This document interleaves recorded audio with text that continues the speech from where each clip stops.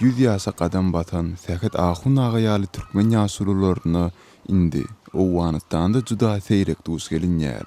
Säket Ahun aga Türkmenistanyň hut özünden Owganystana göçüp gelen, häzir hem aýatda bar bolan tanlyca türkmenleriň biridir. Owganystanyň Balx welaýatynyň Sordepe etrawyndaky Bisirliler owgasynda ýaşaýan Säket Ahun aga mundan 85 ýyl töwerege ozal, ýagny 8 ýaşlaryndaky ýakynlary bilen Türkmenistany terk etmäge mejbur bolýarlar.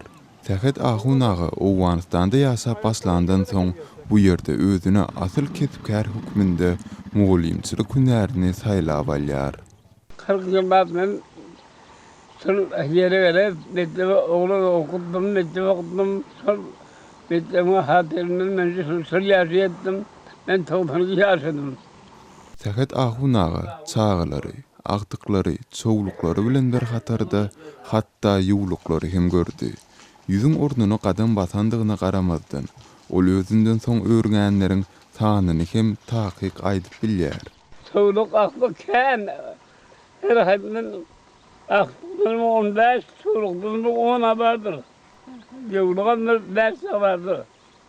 Gartasan ýaşyna garamazdan Säket Ahun aga aglaby öz güýjüne hereket edýär. Ol her hepde geçirilen juma namazlaryna hem mümkinçiligine görä sypdyrman gatnamaga tynançandygyny gurrun berýär.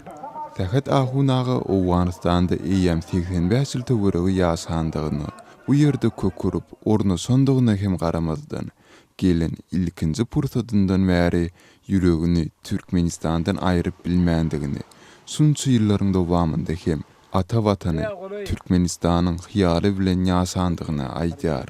Säket Ahun aga gelen ýerleriniň ahmaryny çekip Mahtumly Pragynyň ýylagsy diýen gusgusyndan tetirleri hem dile getirýär. Mahtumly Pragyny ýetinjäýe wefaya gülüp bakanmam.